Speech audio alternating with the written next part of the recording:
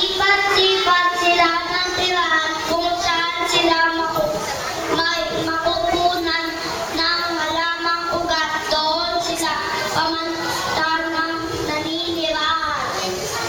Ang kanilang labi ay natagpuan sa isang kuweba ng Palawan at Cagayan.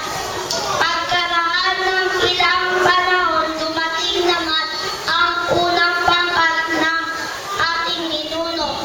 Tulad ng taong tabor, sila rin ay tumulay na lupa.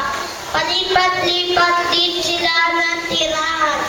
Dahil hindi pa sila marunong magtanim, mangaso at pagbubungkal ng halaman. Ugat at paninista ang una nilang ikinabubuhay. Busog, pana at matutulis na bato ang kanilang gamit nila nang dumating ang mga Itanes. Sila ay ang mga Levito.